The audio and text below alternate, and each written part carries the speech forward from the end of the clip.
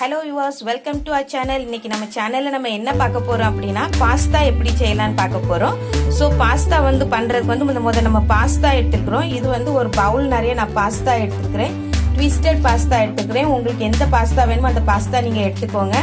அதுக்கப்புறமாட்டிக்கு இதை நம்ம பாயில் பண்ண வைக்க போறோம். அதை எப்படி பாயில் பண்ணலாம்னு பார்க்கலாம். இப்போ இந்த கொதிக்கிற தண்ணியில நம்ம பாஸ்தாவெல்லாம் ஆட் பண்ணிக்கலாம்.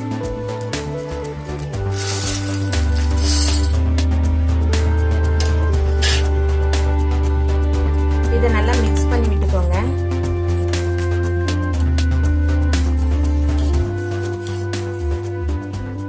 நம்ம இதுல 2 டீஸ்பூன் எண்ணெய் ஊற்றிக்கலாம்.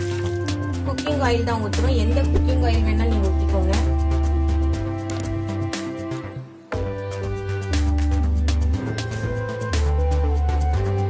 ஆயில் ஊற்றணும் அப்படின்னா அது ஒண்ணுக்கு ஒண்ணு ஒட்டுக்காது. அதனால நம்ம ஆயில் ஊற்றிக்கிறோம். நல்லா வெந்து வரட்டும். இதுக்கு 5 to 7 மினிட்ஸ் நம்ம கொடுக்கலாம் நல்லா வெந்து வர்றதுக்கு.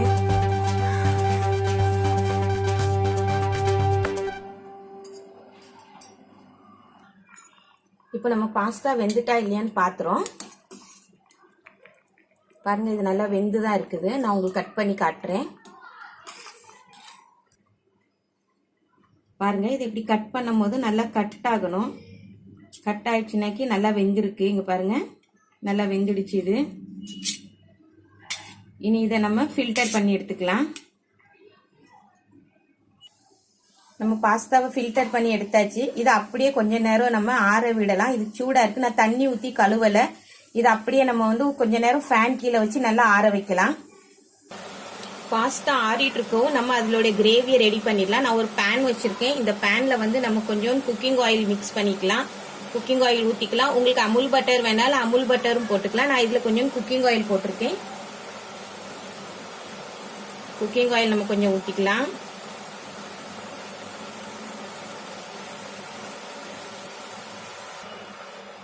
ஆயில் நல்லா ஹீட் ஆயிட்டு இப்ப இதுல நம்ம ஒரு 2 வெங்காயம் கட் பண்ணி வச்சிருக்கோம் பொடிசா. அதை ஆட் பண்ணிக்கலாம்.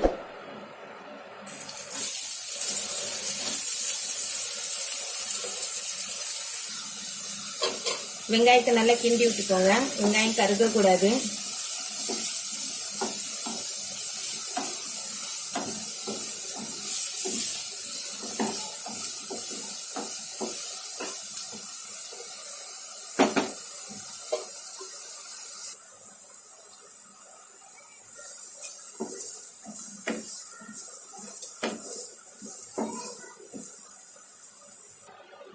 கொஞ்சமா சால்ட் ஆட் பண்ணிக்கோங்க.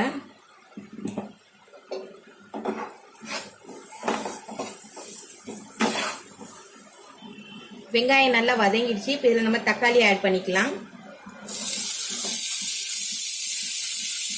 தக்காளி நல்லா வதங்கி வரட்டும்.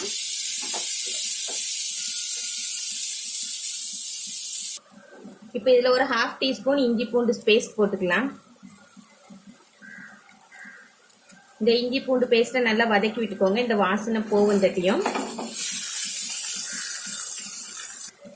கொஞ்சமா தண்ணி ஆட் பண்ணிக்கோங்க.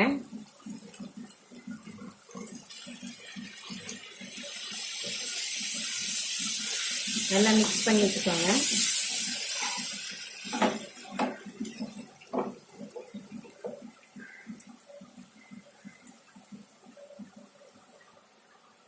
கால் டீஸ்பூன் ரெட் சில்லி பவுடர் போட்டுக்கோங்க. 1/4 டீஸ்பூன் கொரியாண்டர் பவுடர் போட்டுக்கோங்க. 1/4 டீஸ்பூன் கரம் மசாலா போட்டுக்கோங்க. நீங்க எல்லாம் நல்லா மிக்ஸ் பண்ணிக்கோங்க.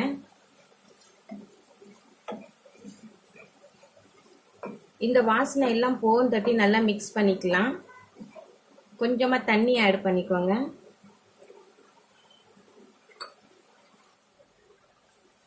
கொஞ்சமா மேகி மசாலா ஆட் பண்ணிக்கோங்க.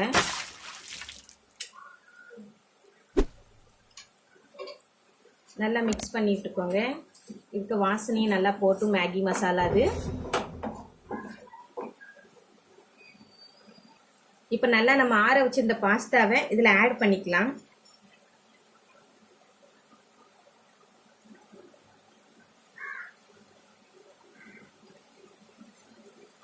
பாஸ்தாவெல்லாம் ஆட் பண்ணிக்கோங்க. இதில் ஆட் பண்ணி நல்லா கிண்டி விட்டுக்கோங்க.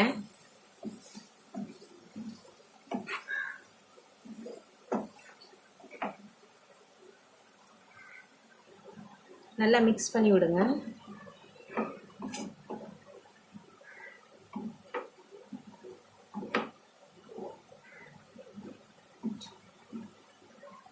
இப்போ இந்த பாஸ்தாவை வந்து நம்ம கொஞ்சம் டேங்கியாக பண்ணலாம். இதில் கொஞ்சம் டொமேட்டோ சாஸ் ஆட் பண்ணிக்கலாம். நம்ம இதில்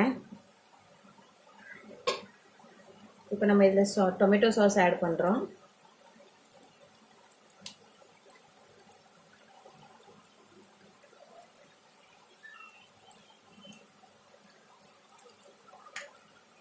நல்லா மிக்ஸ் பண்ணி விட்டுக்கலாம்.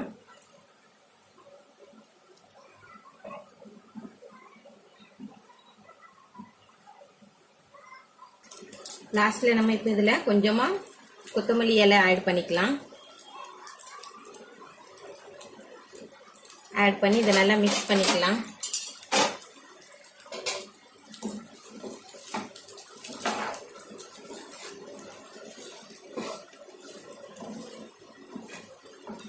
பாருங்க சூப்பரான பாஸ்தா ரெடி ஆயிடுச்சு. இது டீ டைமுக்கு நம்ம எடுத்துக்கலாம், மார்னிங் பிரேக்ஃபாஸ்ட்டுக்கு கூட எடுத்துக்கலாம். பிள்ளைங்க நல்லா விரும்பி சாப்பிடுவாங்க. இப்போ இதில் லாஸ்ட்டாக நம்ம கொஞ்சம் அந்த டொமேட்டோ சாஸ் ஆட் பண்ணி இறக்கிடலாம். கொஞ்சமாக டொமேட்டோ சாஸ் ஆட் பண்ணிக்கலாம். பஸ் அவ்வளோதான். இப்போ இதை நம்ம கொஞ்சம் மிக்ஸ் பண்ணி விட்டு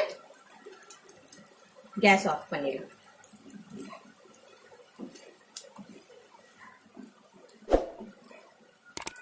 ரெடி ஆயிடுச்சு வியூவர்ஸ். இப்போ நம்ம இதை சர்வ் பண்ணலாம்.